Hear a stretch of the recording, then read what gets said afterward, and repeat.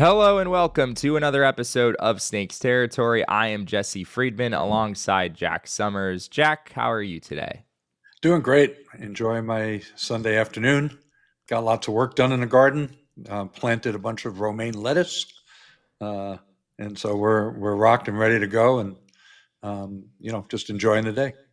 There we go. Well, hey, we have a number of mailbag questions to get to. This is a mailbag episode of the show, something we always love doing around here, getting to hear from all of you and respond to whatever is on your mind. Before we jump into any questions, though, Jack, we want to hit real quick on an article that Jeff Passan, the great Jeff Passan from ESPN, wrote. This is, I believe, a little under a week ago at this point. He wrote a story titled MLB Free Agency 2025-26, Passan's Perfect Offseason Moves. And for the Arizona Diamondbacks, Jack, Jeff Passan's recommendation was none other than the Diamondbacks signing first baseman Pete Alonso. I cannot say that I was expecting this. Jeff Passan is a very well-respected journalist, of course, very, very good at what he does. But I guess the point of this article wasn't necessarily to be rational. I mean, he's sort of talking about what teams should do, not necessarily what they will do. But I think we can say pretty quick here, Jack, that that's probably not going to happen. Yeah, I mean his philosophy there was if you tuck Pete Alonso in between, in tuck him in behind the top of the Diamondbacks' already potent offense, that it would probably be just about one of the best offenses in the National League. And I think, we've been down that road before. They had one of the best offenses in the National League all of 2024 and for the first 4 months of 2025. But without the pitching to back it up, it didn't really make them, a playoff team. So he acknowledges, he says, as much as they need pitching, this would really bolster their offense, and that's true. I mean, there's no argument about that. But I think the suggestions are very much also out of touch with the D-backs finances. I mean, Alonso's shooting for 25, 30 million a year on a 4 or 5 year deal or longer. And the D-backs only have between 25 and $40 million to add to salary, as we discussed last time. So I don't really think that this made a whole lot of sense. There's actually a really good article about it from Alex D'Agostino over on Diamondbacks on SI. It was published back on the 11th, and it was Insider's perfect transaction makes no sense for D-backs. So Alex had a very strong opinion there, and I concur with that opinion. Yeah, I mean, it's not that it doesn't make sense in principle. Like, yeah, I mean, the D-backs have a bit of a hole at first base, and signing Pete Alonso to fill it would be awesome.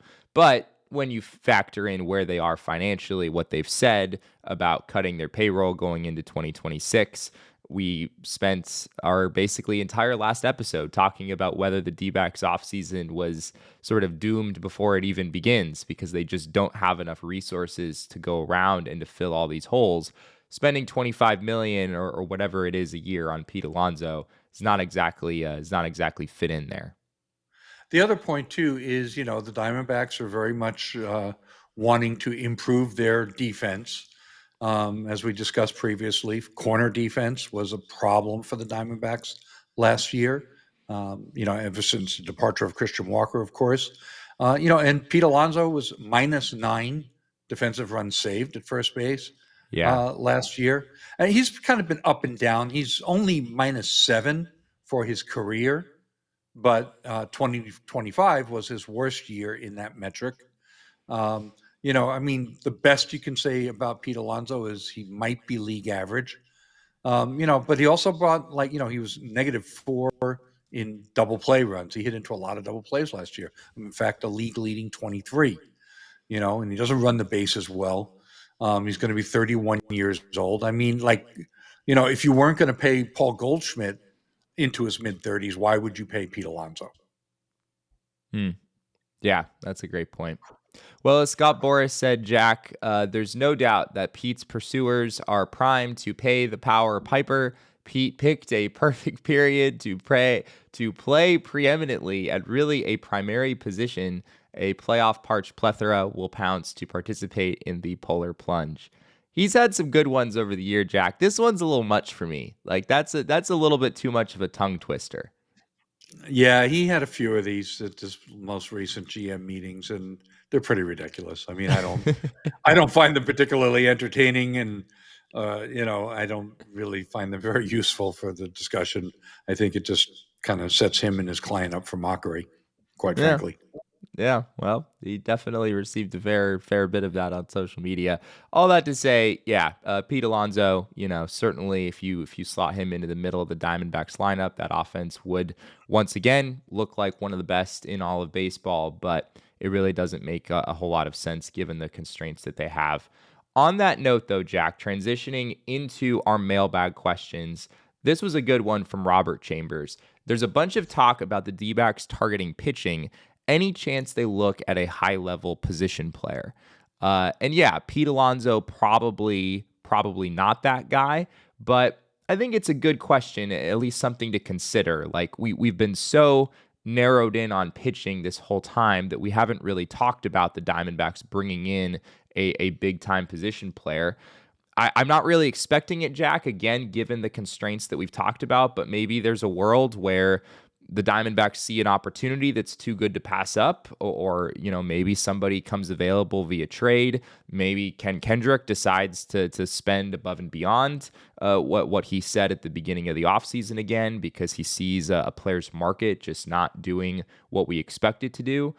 Is that kind of your perspective on this, though, that it would sort of take like a weird situation for the Diamondbacks to wind up with a big name position player? Um, as I contemplate this question, I think the biggest thing is how they proceed first. Their first big move is going to dictate the rest. So, just hypothetically, say they traded Ketel and they got a proven pitcher with 4 years of control at a reasonable price. Hello, Hunter Green. Just Yeah, I was gonna. Yeah, maybe we should back just say back his to my name. Hunter Green fantasy. But just say, for example, I don't know what other deal out there is like that. What other pitcher they could get for Cattell. But setting aside that, the point is that if they made such a deal and it didn't cost them a lot in dollars in terms of the player that they were bringing back, or they were even saving money compared to what they're paying Cattell, then there is a world where they then turn around and spend money on the free agent market on a more significant, substantial position player to bolster offense. That would have to be an outfielder or another second baseman. But they have so much in the pipeline coming. I don't think they want to block up the middle infield. They have so many middle infielders and second base candidates coming up in the next 1, 2, and 3 years. And so I don't think that they want to block there. But bringing in a substantial outfielder, maybe a first baseman, but again, I don't see it being Pete Alonso. I was funny. I was looking of all people at Marcell Ozuna, Hmm. uh, who had a down year, but he had a tear in his hip in April, and it didn't really feel better until July, August, and by then his season was all messed up, and he started losing, playing time at DH.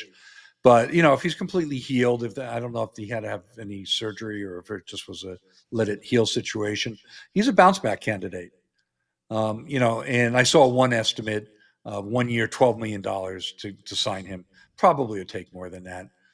But just hypothetically, if Marcell Ozuna was gettable for that, I mean, you plug him in at DH and then you're done with your DH spot.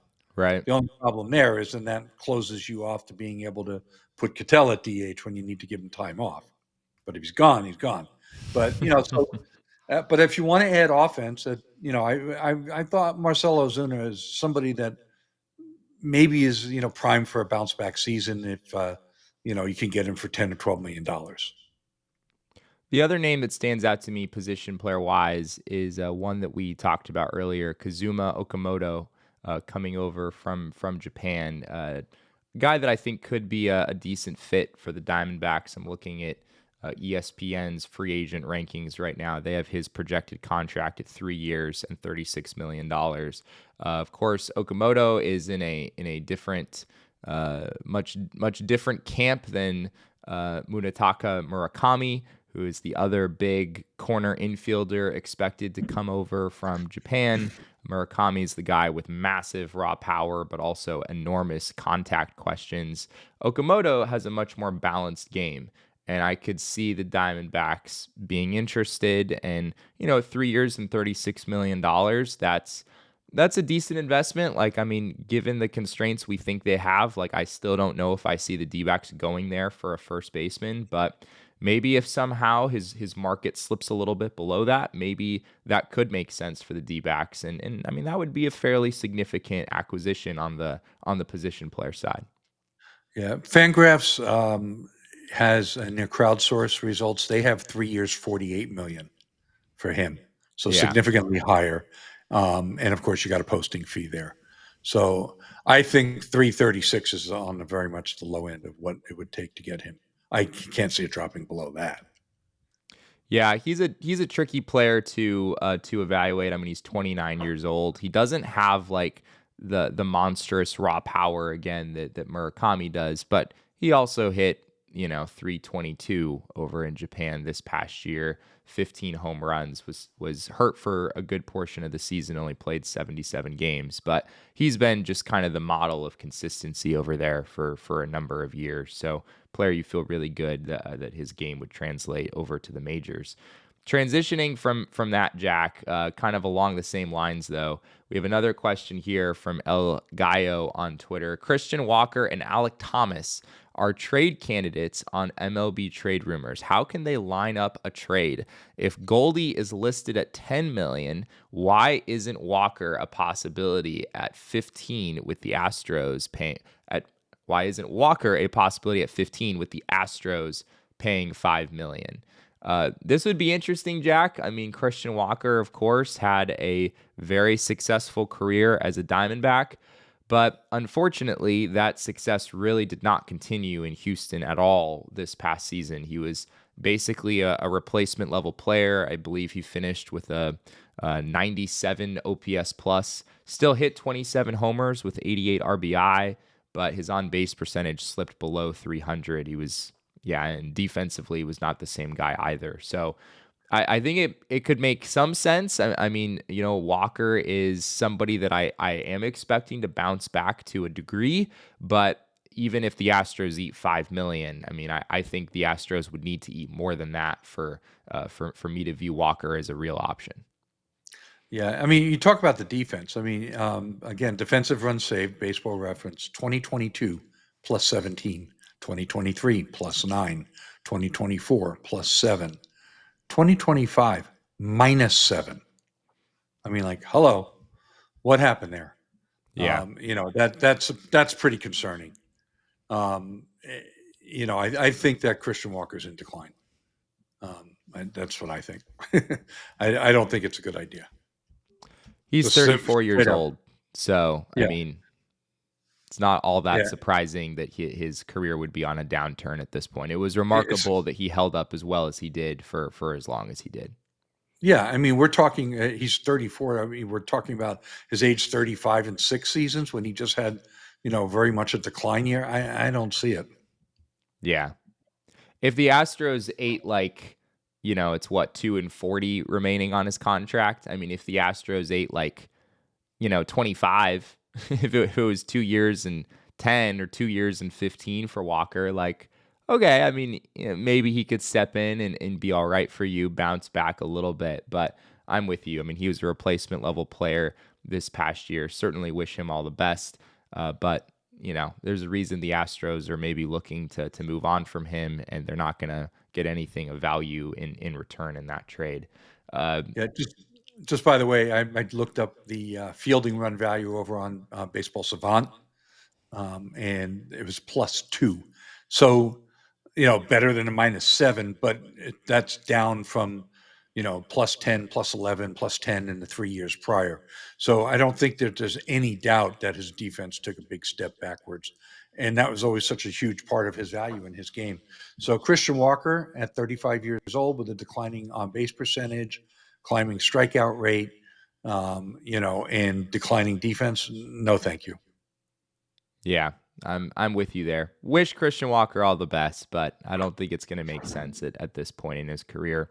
Our next question, Jack, comes from James Taylor. He said, first, do you think the Diamondbacks are even in a position to go after Tarik Skubal? And if so, what package of ours do you think it would take to get him? Well, we did discuss Tarik Skubal briefly on this show recently. It's just 1 year of control, Jack. I mean, it would be a big swing for 2026. D-backs just trying to go all in and make something happen. It would be an ultra aggressive move. But given where this team is right now and the limited resources that we've been talking about, I just don't see how Tarik Skubal would make sense. It would just be a whole lot of investment into 2026 and likely would put the team in a worse position after that. Yeah, well, I mean, again, look at it from the Tigers' point of view, right? The Tigers don't just want a bunch of prospects, even 6 of them. That's not what they're looking for. If Yeah. they move Tarik Skubal, they still want to compete. They still want to try to get back to the postseason next year. Okay, so yeah, it might sound great. We'll give them the top 3 or 4 Diamondbacks pitching prospects. I mean, even if you were willing to make such a wild swing for 1 year of Skubal, that doesn't really help the Tigers in 2026 get back to the postseason. So you have to give them major league players that are going to help them. I mean, basically, you're talking like Brandon Pfaadt plus something. Yeah. I mean, plus a lot, probably. Yeah, that's what I mean. Like Brandon Pfaadt plus maybe another bat plus another, good pitching prospect, something like that. Yeah, and Tarik Skubal is also projected to make almost $18 million in arbitration. So if you were to do a deal like that where you're trading young players, players that aren't making much money, then you're adding significant money to your payroll in the process. And then that cuts into, of course, what you can spend in other areas. So I don't really see this one happening, Jack. Yeah, and the other thing to add there real quickly is, you've got no chance of signing him. There's no fantasy about hometown discount, Arizona guy. Forget about all that. The word had, who knows if it was accurate, but the word had come out that the Tigers and Skubal were $250 million apart. I mean, the Diamondbacks gave, Corbin Burns $212 million or whatever it was. Or 210, I don't know. I don't remember the exact number, but, it would take, obviously Skubal's looking for like $350, $400 million or more. So, forget about it. Yeah. I mean, I think that honestly, I don't know if the Tigers would do it for Brandon Pfaadt plus prop. Like, I don't know if the D-backs have the young player capital to get something like that done. I think the D-backs would be outbid on that front by other teams around the league. The one offer that I could see the Tigers taking is Ketel Marte. And I don't think that it would make any sense for the D-backs to go that route. I mean, Ketel is under control for a number of years, and this would be for 1 year of Tarik Skubal, trading a superstar second baseman for a superstar starting pitcher. It really would make no sense at all at that point. So, yeah. One point on that, though, if you remember back to my pesky little value calculators, Yeah. when I used my initial projection for Ketel, like 12 plus WAR over the course of the remaining course of his contract, and looked at what he was getting paid, and the value was like in the low 20s. And if you project Skubal out to 5 WAR, Yeah. that's worth 45 million minus the 18 you got to pay him. You're in the 20s.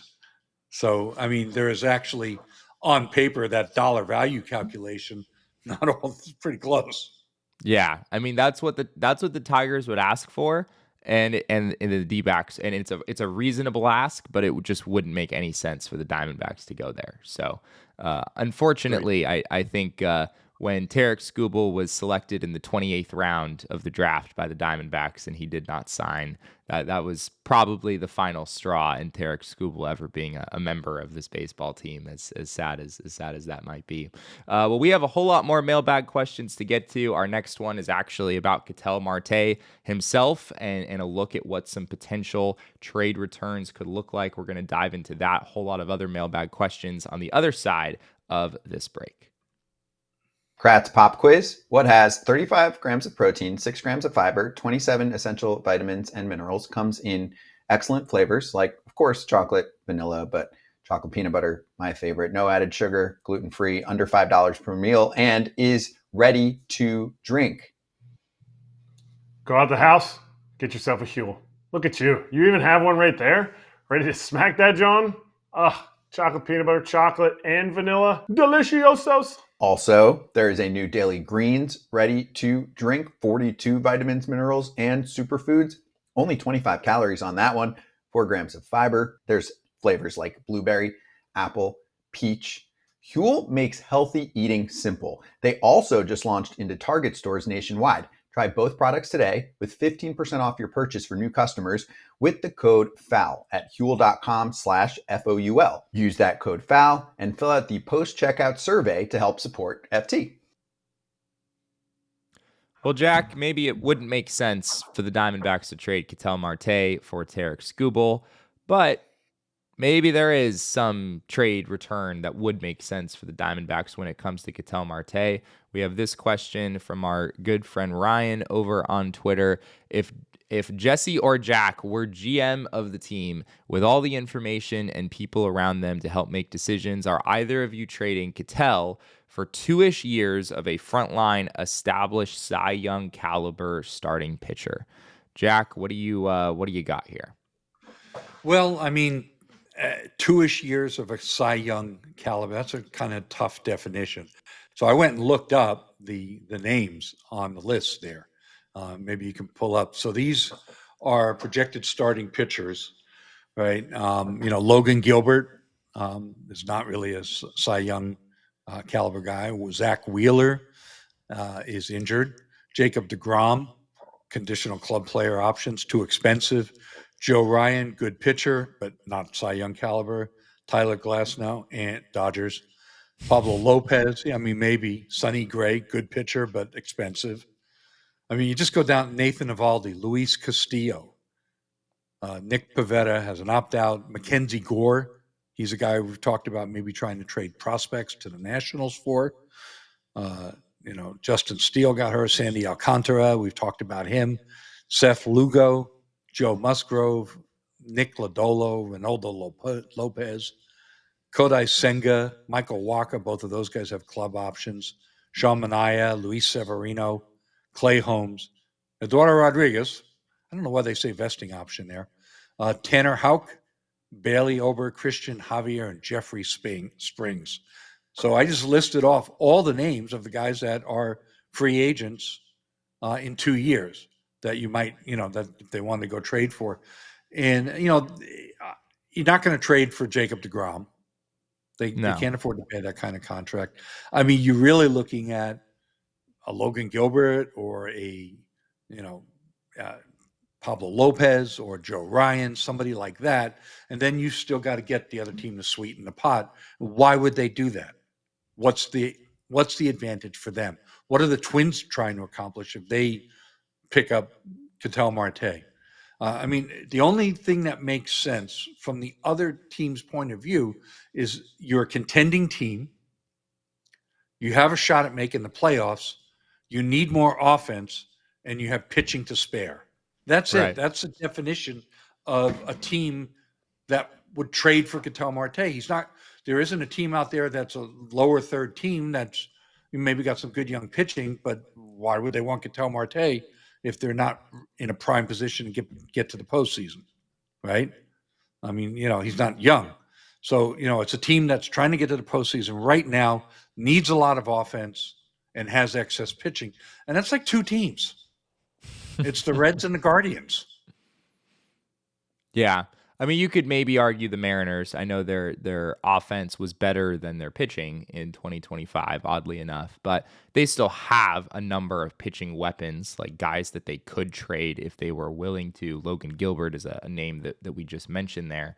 But yeah, the Twins have two of the three guys that are most interesting on this list, in Pablo Lopez and Joe Ryan. I agree with you. It doesn't make any sense for the Twins to trade one of their top pitchers for a win now sort of player in Ketel Marte, who is at his best right now, and in a few years might not be as great of an asset anymore. So yeah, 2-ish years is tough, Jack. I mean, it kind of feels to me like either you're able to land the Hunter Green caliber pitcher. I know we keep going back to that same name. Feels like there isn't really anyone else in baseball who quite fits what the D-backs are looking for, contract wise, control wise, and just stuff wise, as well as he does. But 2 years of Logan Gilbert is compelling, but it's not. It wouldn't make sense for the D-backs to trade Ketel Marte for that. I think, the Mariners, if we're talking about the Mariners, the pitcher that I think could make sense there is probably Brian Wu. But are the Mariners going to part with Brian Wu for, a Ketel Marte contract that we'll kind of see how he ages over time? I don't think that's going to make sense. Wu has 4 years of control, just like Hunter Green does, and is coming off an awesome year where he had a 2.94 ERA.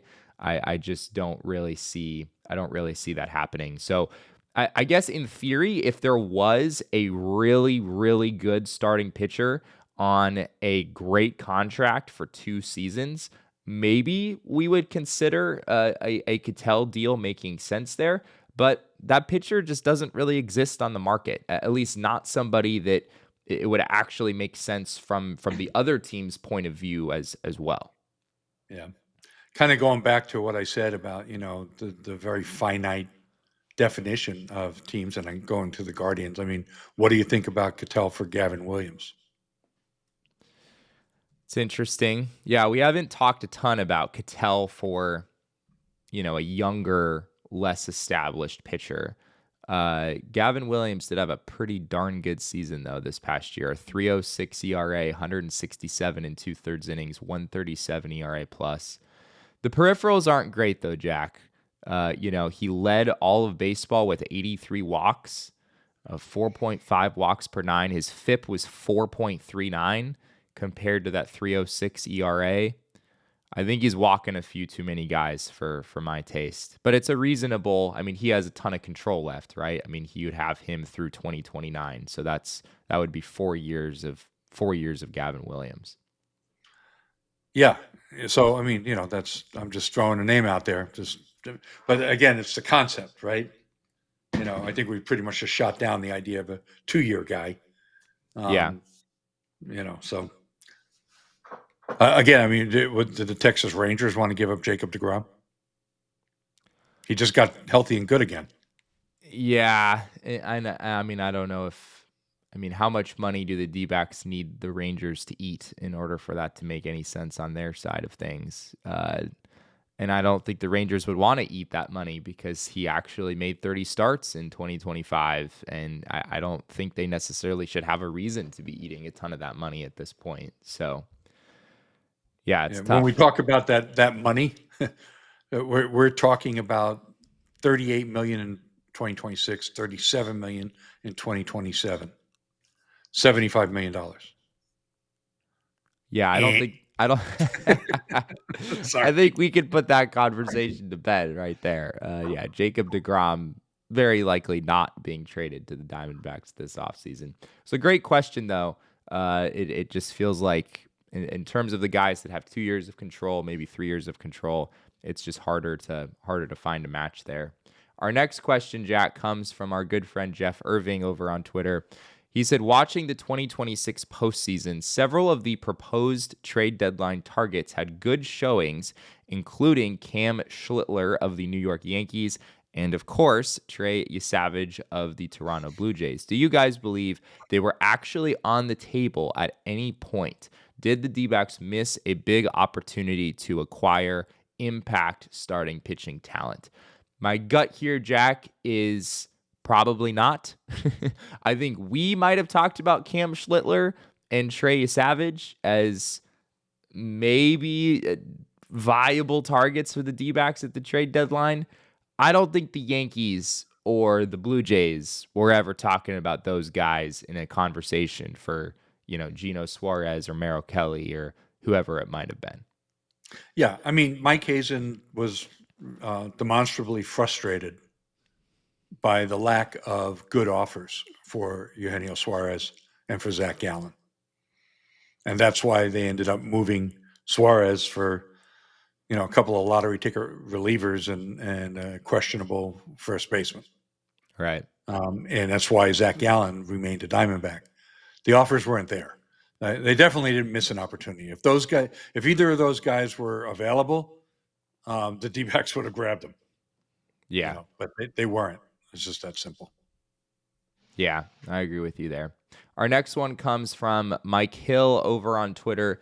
Said, is a reunion with Randal Grichuk an option as a right-handed option at pinch hitter, DH, first base, and outfield? This is a good one, Jack. The D-backs do have probably several bench roles that are open, at least that they could make some additions in that regard over the offseason. And Randal Grichuk has done some good things for the D-backs over the past couple years. I know 2025 did not go the way that he would have wanted, but the underlying numbers were certainly better than the surface level stats there. And he's probably not going to make a ton in free agency. So I could see this making sense for the D-backs. Yeah, they've worked out several creative deals with Randal in the past. I know he liked it in Arizona. I think he enjoyed his time here. I know he was, popular with his teammates, good stand-up guy in the clubhouse, and, provides what they need as far as a right-handed bat to counterbalance all the lefties that they got. And with Lourdes Gurriel certainly being out half a season, according to Mike Hazen, then, I could see that happening. The only question I have there is, they've worked out a couple of like creative deals with options and buyouts within the last couple of years. He went to Kansas City and he did not hit at all. Right. And that was pretty disappointing. I mean, if you look at his last 2 years and take out September of 2024, it's not all that impressive. I mean, that insane 60 plate appearances in September of 24 really inflated his numbers that year. He went into September with just okay numbers. And he really was just okay, kind of, with the D-backs. So I don't know, is that the right move for them? But, the devil you know and all of that stuff. I mean, they know what they're getting with Randal Grichuk pretty much. Question is whether they think he's declined or still has enough bat speed and all that left in the tank.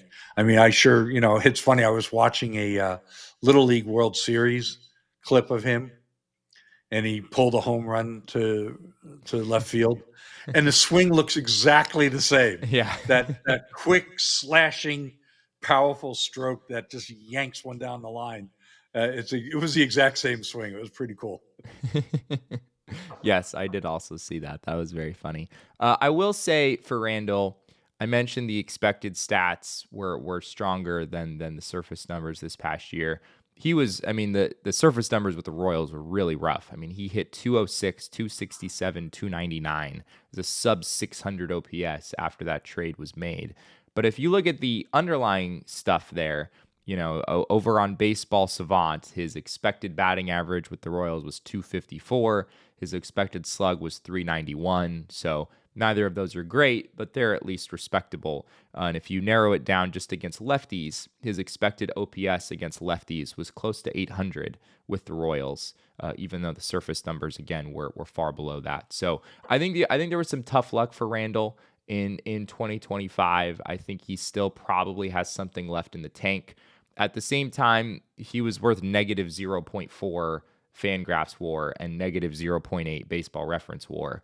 Like, if the D-backs are going to do this, I think it probably has to be, I don't know, $2 million tops. I don't think you can spend significant money on a player who put up those kind of numbers last year. So I could see it. The other thing I'll say is that Randal Grichuk has never played a game at first base in his career. And given how much the D-backs are emphasizing defense this offseason, I think if they did bring him back, it would probably be more for a corner outfield DH role than spending any time at first base. I agree with that. Yeah. Our next one here, Jack, comes from Justin McDearmont, who asked a good one here. Who are the top 5 prospects who will debut for the Diamondbacks in 2026. Jack, I've got a list here. I'll read off some names. You can tell me if you want to make any changes or how you feel about this list. My list is Ryan Waldschmidt, who we expect to start the year probably in AAA. Had a ton of success at High A and Double A this past season. Tommy Troy, expect him to probably start the year in AAA and maybe even compete for a spot on the major league team. He did reach AAA this past year. Cole Drake, another guy who at AAA, acquired him in the Merrill Kelly trade. Lou James Groover has not played in AAA yet, but he spent, I believe, all of 2025 in AA, and I think is probably a good bet to get to AAA early in the season, if not at the very beginning. So he's another name that comes to mind. And then the last one, Jack, a little bit more challenging. I went with Mitch Bratt, another pitcher that they acquired in that Merrill Kelly trade. Bratt has not pitched above AA at this point, so I think he's maybe a bit of a longer shot to debut in 2026, but he put up pretty good numbers in AA in 2025. You know, it was 24 games, 21 starts, split between the D-backs and the Rangers AA teams, over 110 innings with a 3.75 ERA. So I think he could spend the bulk of the season in AAA in 2026, and getting a call up toward the end of the season seems possible there as well. Yeah, we'll be talking a little bit more about Bratt in a minute, but Bratt's he's a mature 22-year-old. Yeah, Like he's got a 5-pitch arsenal. He's got really good command. So even though he's really young, but his profile is the type of guy that could be pretty steady, and you can see him getting some spot starts in the second half of the season or something like that, very possibly. I've got a few names to add to this. I mean, because they're not the top prospects, but they're all guys that stand a pretty good chance of seeing some time in the majors if they're still in the organization come the beginning of next year. Christian Robinson is one. AJ Vukovic is another. Alfred Murillo, I don't know, is it Murillo or Murillo? He's got a really good fastball and slider. He's a reliever that struggled in AAA, but you keep your eyes out for him. And of course, Dylan Ray and Spencer Keasting. Both of those guys spent significant time, half the season, basically at AAA last year. And while they're not ranked amongst the top prospects, they're part of the depth that we're going to see. So I mean, all 10 of those guys are probably going to at some point appear for the Diamondbacks in 2026. Certainly, if Ryan, unless some of them are traded or moved out. Right. And I guess on that topic, I mean, Ryan Waldschmidt seems like a guy the D-backs could trade this offseason. I mean, if they're trying to go get a Mackenzie Gore or a starting pitcher that can step into the rotation and be formidable right away without dealing a Ketel Marte, like Ryan Waldschmidt, these are some of the guys that other teams might ask about. It would be fun to see Waldschmidt in the majors in 2026. I mean, that would be another sort of highly anticipated, like, let's see what this guy has. He's really performed super well at every level of the minor league so far. So that would be one of the more highly anticipated debuts that we've had in recent seasons. It's actually, all of this is a good transition, Jack, to our final question, which comes again from Mike Hill over on Twitter. He said, what prospects that are Rule 5 eligible do you think should be added to the 40-man roster, and what do you think they might do? So I believe the deadline for this, Jack, is November 18th. Am I getting that right? It's just 2 days from now, where the D-backs they have 2 days from when we're recording this, at least, to add players to the 40-man roster to protect them from the Rule 5 draft. And they have 2 open roster spots right now. Their 40-man roster is sitting at 38. So they have two open roster spots. They can easily add a couple of players there. If they want to add anyone else beyond 2 players, if they want to add more to the 40-man and protect a few other guys, they would have to make some sort of roster move here in the next couple of days to create more space. Right. And for our listeners that aren't clear what the Rule 5 draft is about, To be eligible for the Rule 5 draft, it's players that were signed at age 18 or younger. They need to be added to the team's 40-man roster within 5 seasons, or they become eligible. Players who signed at age 19 or older need to be protected within 4 seasons. And then if a player is left unprotected, if they're not added to the 40-man roster and they're taken in the Rule 5 draft, which happens during the winter meetings, then the drafting team has to pay $100,000 to the team he's taken from. He also must be put on that team's 26-man roster. So he got to be put on the active roster and can only be removed by being placed on outright waivers. If he clears waivers, then he must be offered back to the team he was drafted from for $50,000. So a recent example of this was Davison De Los Santos. The Guardians picked him up in a Rule 5 draft, and then at the end of spring training, he ended up getting returned to the Diamondbacks. And that happens a lot. Guys that are selected end up getting sent back because they don't make it. You have to stay on the active roster all year long, or you have to be offered back. You have to clear waivers and then be offered back to the original team. Now, sometimes they can work out a trade too. So before we answered that question, I just wanted to make sure that everybody listening understands what the Rule 5 draft is about. So, I wrote an article that's going to be actually published tomorrow morning, Monday morning. And with the roster where it's at right now, there's 2 open spots. And I broke it down by high risk of being drafted if not protected. And I had 2 guys, Cole Drake and Mitch Bratt. And that's very much a consensus. If you've been following other sites and resources on Diamondbacks, pretty much everyone's saying the same thing, and it just makes sense. They're the 2 of the top pitching prospects in the organization. Now, whether or not they could stick with a major league team all year long is questionable, but they'd have to be stashed in some team's bullpen. And so, you're looking at a team that doesn't have any expectations to compete in 2026, taking these guys and then seeing what they look like in spring training. And if they like what they see, try to keep them in their bullpen as, long relievers, spot starters, and work them through that way. So those are the 2 highest risk guys of being drafted and losing them.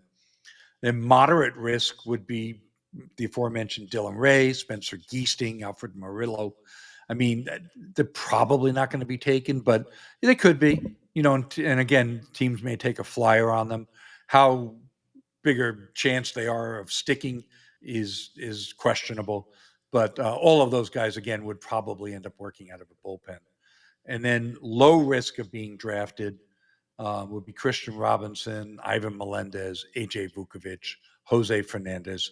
These are all guys in that De Los Santos mode. If some team wanted to take a flyer and see what they look like in spring training, the odds are very high they'd end up getting returned. Just a note quickly on Christian Robinson. On the public lists that are out there of which Diamondbacks are Rule 5 eligible, Robinson's not listed, but I have confirmation from the team. He absolutely is Rule 5 eligible. And then the last thing is, if they did want to make another move or 2, say they wanted to protect 4 guys and needed to knock 2 more guys off the 40-man roster, maybe candidates for that would be Gus Varland or Taylor Rashi, somebody like that. Unless Mike Hazen makes a trade off the 40-man roster before Tuesday. I think the odds are, with 2 open spaces, the D-backs are already tipping their hand that they probably only plan on adding 2 guys, and it's a really good bet that it's going to be Cole Drake and Mitch Bratt. Yeah, I think it's all very well said. I think it's certainly no coincidence that the D-backs have already cleared 2 40-man roster spots, and that there's 2 guys they pretty clearly need to protect, as you were saying, in Cole Drake and Mitch Bratt. So those guys are probably going to be protected. Certainly, you trade Merrill Kelly at the trade deadline. You add some guys to your farm system. You're probably not going to want to lose those guys in the Rule 5 draft just a few months later. So I think you can pretty much take that to the bank at this point. Well, yeah, that is our last question here on this mailbag episode. Jack, did you have anything else you wanted to add there? Well, I did want to just there were a couple of interesting blurbs. David Larillo is a good friend who works for Fangraphs, great writer. Yeah. He was at the GM meetings, and there were a couple of little blurbs that came out of discussions that he had with Mike Hazen that I thought were interesting. The first one was Mike Hazen speaking about Kason Cunningham. He's a decent little shortstop, but he's going to move mostly to second base, Hazen said of the 5'10", 182-pound Cunningham. He's got a good bat. He can really hit. It's going to take him a while, though. He's young. So that was Hazen on Cunningham. And then because Lourdes Gurriel Jr. keeps posting clips from his workouts, there's some speculation that he may be ready to go earlier. But Mike Hazen kind of dumped a little cold water on that. He said there's no team in baseball that can't find room for good players. The context was that Lourdes Gurriel is probably out for half the season. We'll see what we do with the rest of the position player group. So that was kind of more about who they might, use to backfill. But so Mike Hazen basically clearly saying that they expect Lourdes to miss the first half of the season. So if he gets back in major league games before the All-Star break, that would be pretty good. I mean, I can see him, keep ramping up and then, do like a full 2-week rehab assignment or something like that in June and, with no setbacks and then be ready to go by July 1. Yeah, no huge surprises on either of those things. I mean, I think Kason Cunningham, we kind of figured it would maybe take a while for him. Obviously, drafted out of high school this past year, he did play 11 games in Single A Visalia. He hit .255, not great numbers overall. 584 OPS, a decent number of strikeouts there, just a handful of walks, but it was 11 games. I don't think you're pressing the panic button just yet. And also no surprises from me, Jack, that the D-backs are probably going to use him at second base. It kind of seemed like that was the consensus for him when he was first drafted was, yes, he's a shortstop, but in the long term, second base is probably going to be the position. I guess if anything, maybe it's a little surprising that the team is making that declaration so early rather than giving him a little bit of time in pro ball to see what it looks like at shortstop. D-backs it feels like they don't usually do that. They'll give guys some time to try out the premium position and just see what happens. But yeah, I'm curious how you feel about those comments. Well, I just feel like, defensively they made the evaluation that he's probably not going to stick at shortstop, then put him at second base and move on. And it's a little bit quicker path to the majors if he hits. Right. Yeah. And there's definitely still plenty of hope that he can do that. Again, I wouldn't be too worried about 11 games in Single A at this point. One of the young up and coming prospects in this organization for sure. Well, that is everything we have on this edition of Snakes Territory. We really appreciate all of you being with us. If you haven't already, be sure to drop a like on this video, subscribe to our channel, sign up for notifications so you never miss an episode. Leave us a comment as well. We'd love to hear what you think. And of course, if you're joining us over on an audio-only platform, we'd really appreciate it if you leave us a 5-star review over there. You can also find us on social media. I am at Jesse and Friedman on Twitter. Jack is at ShoeWizard59, and our show is at Snakes Territory. And of course, Jack does a great job covering the Diamondbacks. He referenced that article on the Rule 5 draft that will be coming out tomorrow. You can find that over at Arizona Diamondbacks on SI. Jack, any final thoughts here as we say goodbye? I got to roll. My grandson has a playoff basketball game I got to go watch. Okay. All right. Well, that sounds wonderful. I'm sure you'll be tracking is it basketball you said? Yes. Okay. All right. Well, I'm sure you'll be keeping stats and whatnot from the, doing deep analytical work from the stands. We look forward to hearing a report back on that front. But yes, thank you all for being with us on this episode. We really appreciate it. And we'll be back with another edition of Snakes Territory very, very soon.